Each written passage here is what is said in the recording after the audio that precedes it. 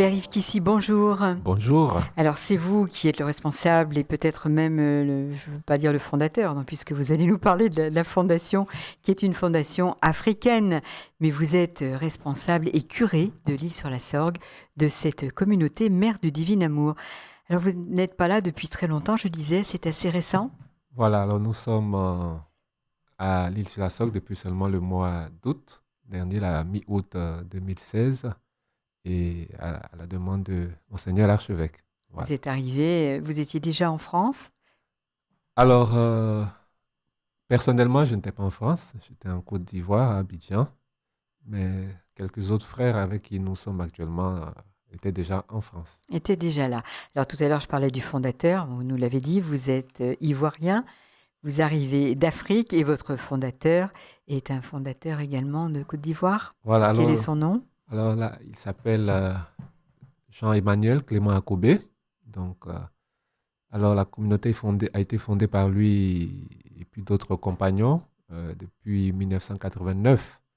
Voilà, alors le frère Clément avec ses autres compagnons, donc on se sont laissés conduire par l'Esprit du Seigneur et voilà, ça a donné l'œuvre que nous connaissons aujourd'hui. Alors pourquoi cette communauté s'appelle Mère du Divin Amour? Alors, chaque fois qu'on pose cette question, j'ai envie de dire demandons à l'Esprit Saint. Oui, Alors, c'est un nom qui a été reçu, je l'ai dit, dans la prière. oui. Voilà, mais ce nom décrit ce que nous sommes et ce que nous vivons. La mère du divin amour, c'est la Sainte Vierge Marie. Donc, nous portons le nom de Marie. Donc, nous sommes une communauté qui a aussi cette dimension mariale. Et notre spiritualité, justement, est une spiritualité qui se veut mariale. Et donc, nous disons simplement que nous allons à Jésus dans les pas de Marie. Et nous voulons donc ressembler à la Vierge Marie, l'imiter dans son silence, dans son humilité et dans son amour. Hein. Ce sont ces trois vertus-là qui cadrent un peu la spiritualité de notre communauté, la spiritualité mariale de notre communauté. Alors on disait qu'elle a été fondée en 1989, votre communauté, donc c'est assez récent. Vous êtes une communauté dite nouvelle. Est-ce qu'on peut dire que votre communauté est issue du renouveau charismatique?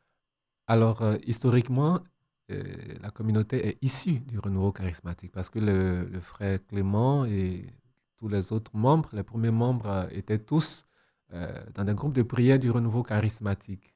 Voilà, ils se retrouvaient en plus des jours de prière de leurs différents groupes pour prier ensemble le Seigneur et c'est de là qu'a jailli donc euh, l'intuition de la communauté.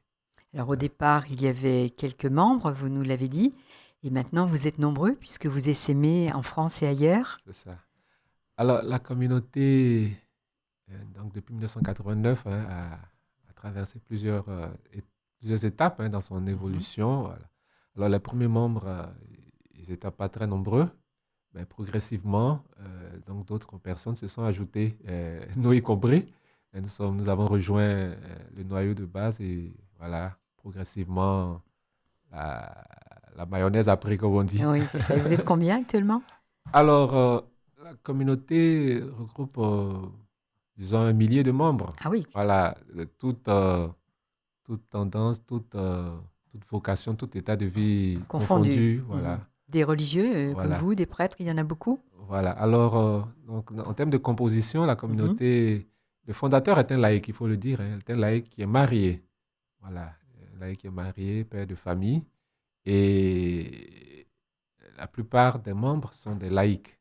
Voilà. Donc, c'est une communauté, en tant que communauté nouvelle, nous avons tous les états de vie, donc des laïcs, des couples avec leur, leur famille.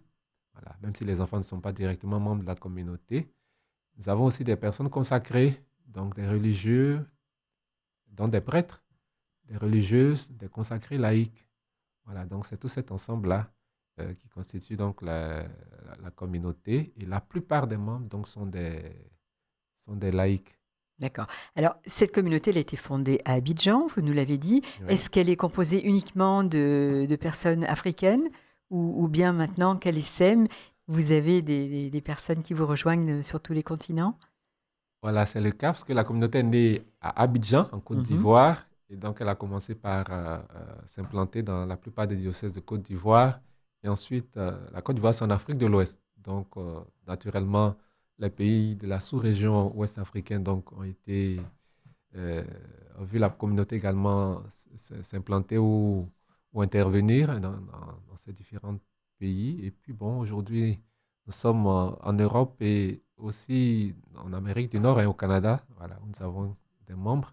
Voilà, et donc, il y a d'autres nationalités qui ont commencé voilà, à vivre la grâce de la communauté. On a même quelques membres qui sont du côté de la Corée du Sud. Ah bah oui, en effet, ça commence effectivement à essaimer très loin. Voilà. Mais ça veut dire que vous êtes bien connu. Nous, on est bien heureux de vous avoir ici en France.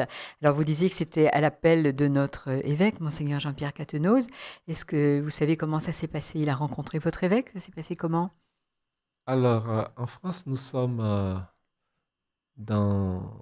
actuellement dans trois diocèses, hein. Mhm.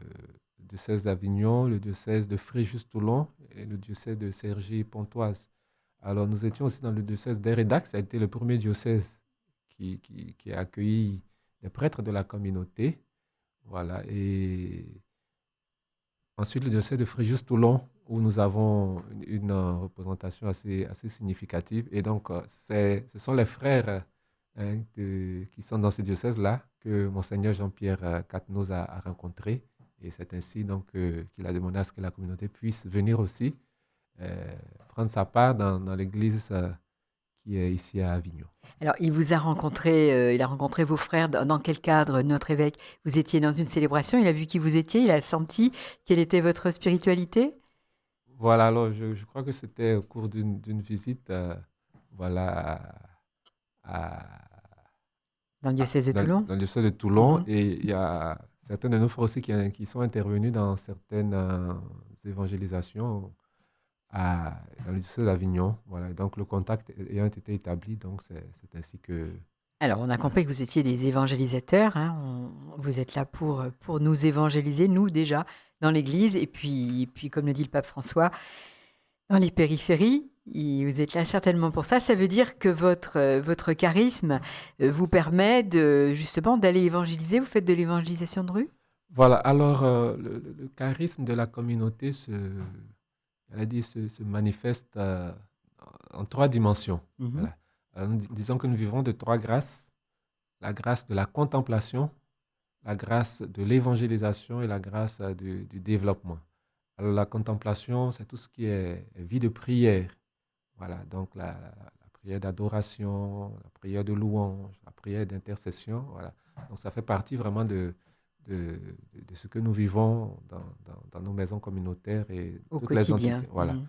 Alors, l'évangélisation, c'est un appel très fort que nous avons reçu et généralement, la communauté est connue pour son impact dans l'évangélisation.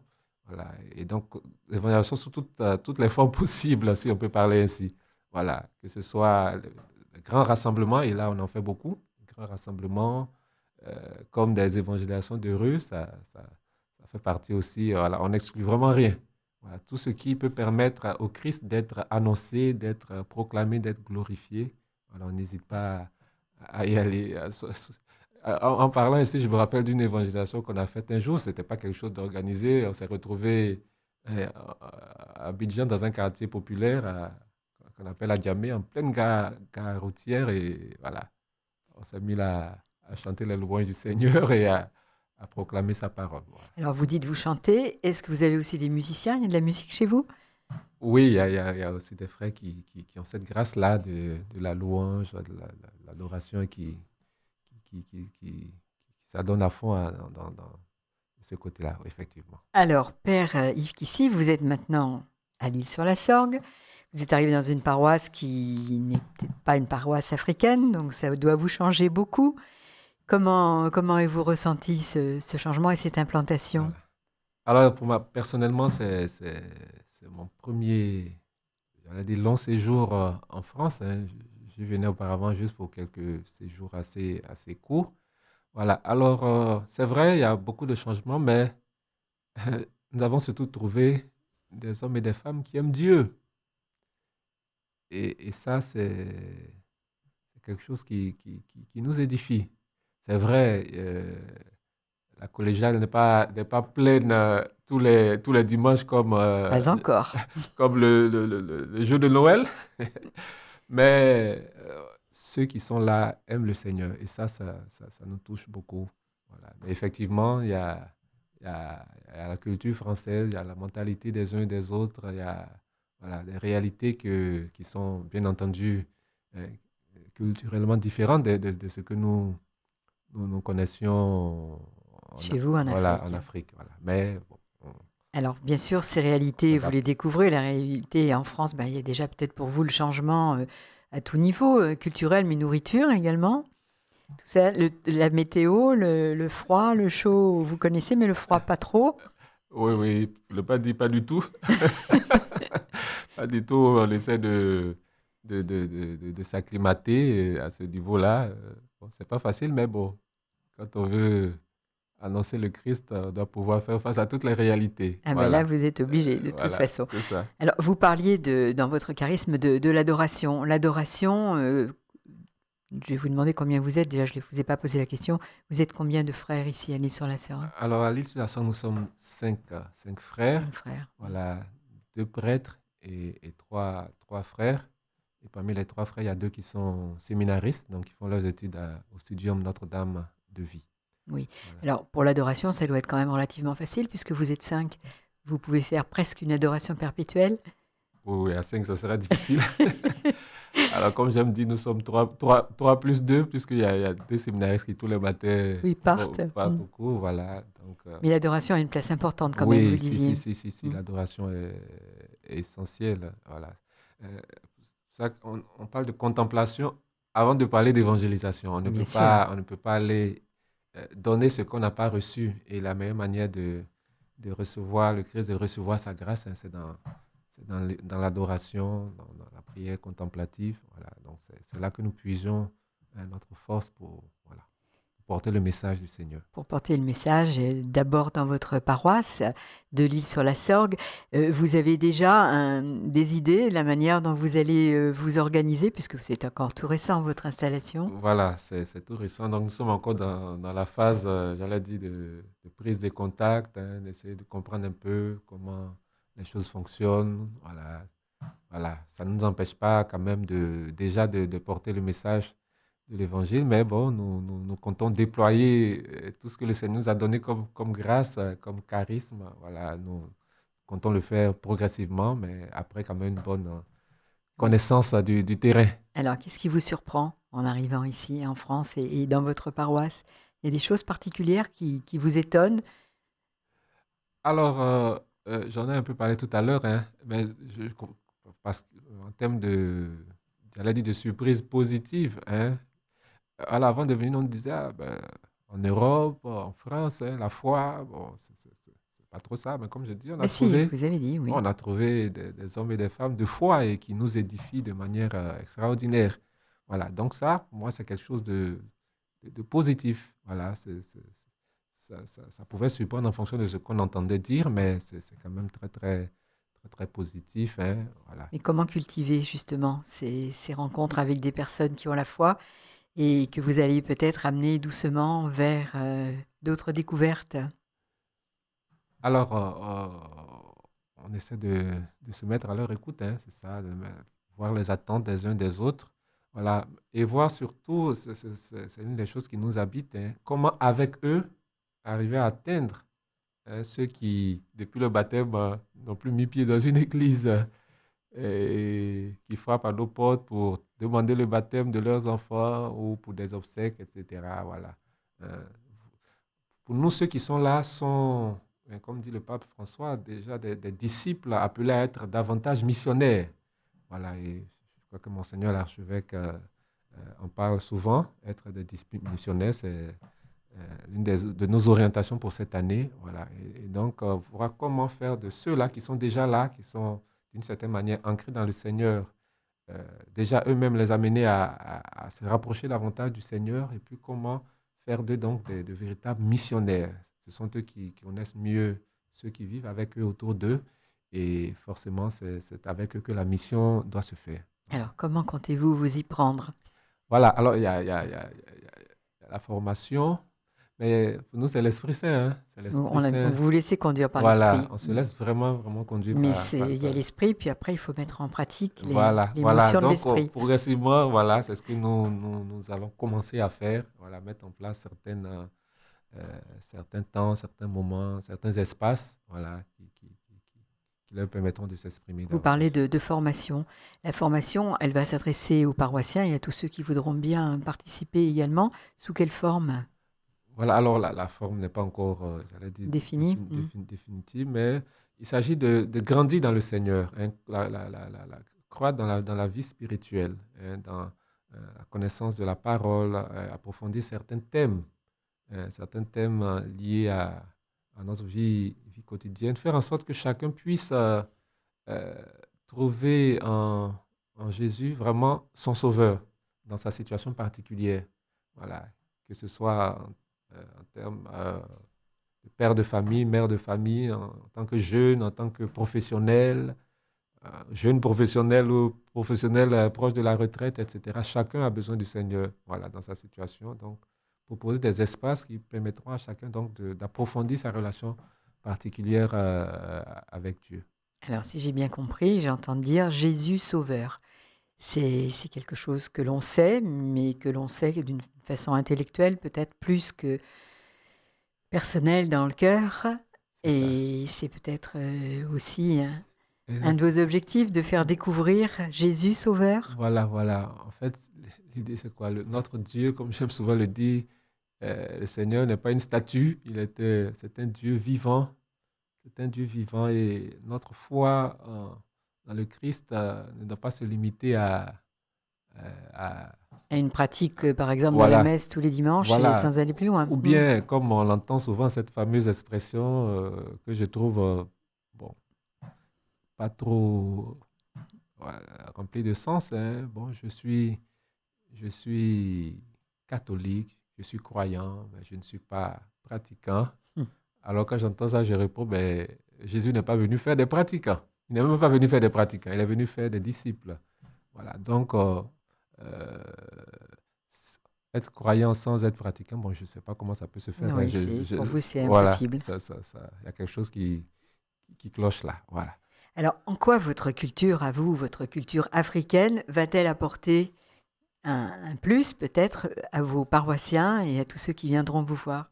Vous Bon, avez quand même une approche particulière. bon, je ne sais pas si ça sera la dimension africaine de notre culture voilà, nous disons plutôt que c'est la grâce de Dieu, hein, c'est la grâce de l'Esprit Saint qui va surtout, voilà. Bon, mais nous, les Africains sont spontanément ouverts, jovial, joyeux, et enthousiastes, et voilà.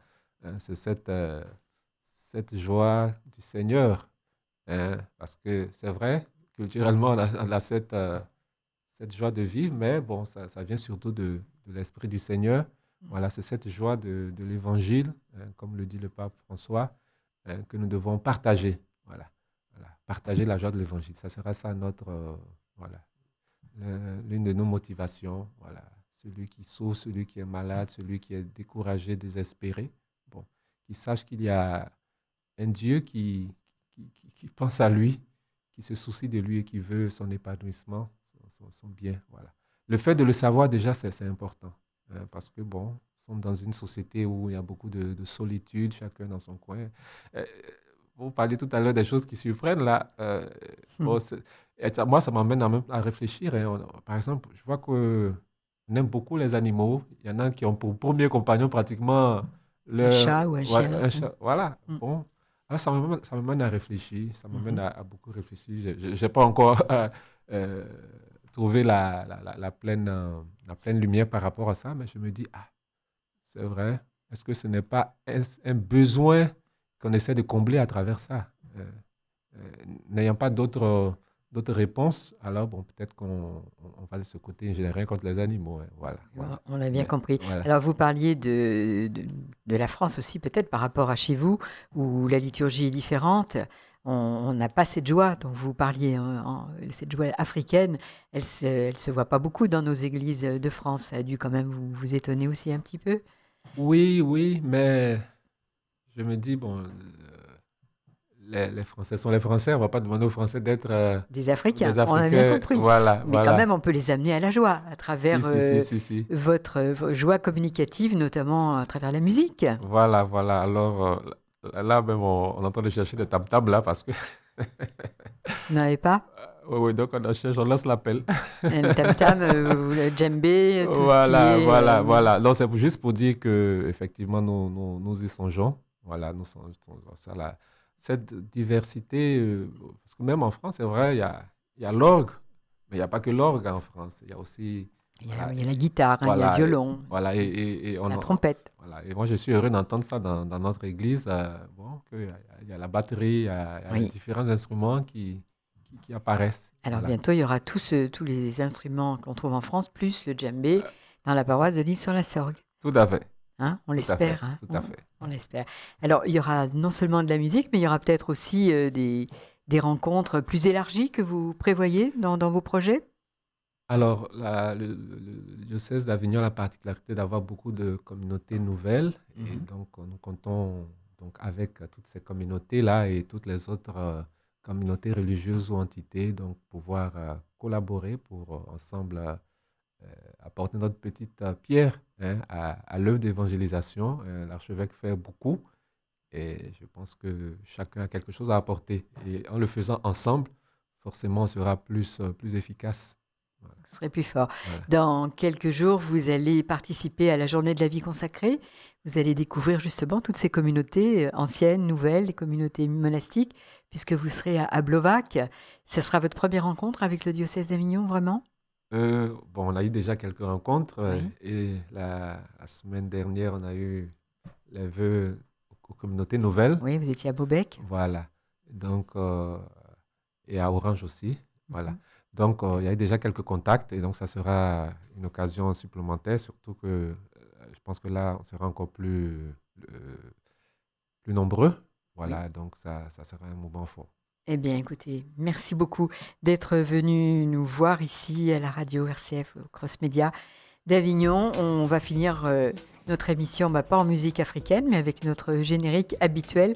On espère bien que vous pourrez nous enrichir notre répertoire musical dans les mois qui viennent. Tout à fait. Merci beaucoup à vous et nous saluons tous les auditeurs. Que Dieu vous bénisse. Merci à vous, Père Kissy.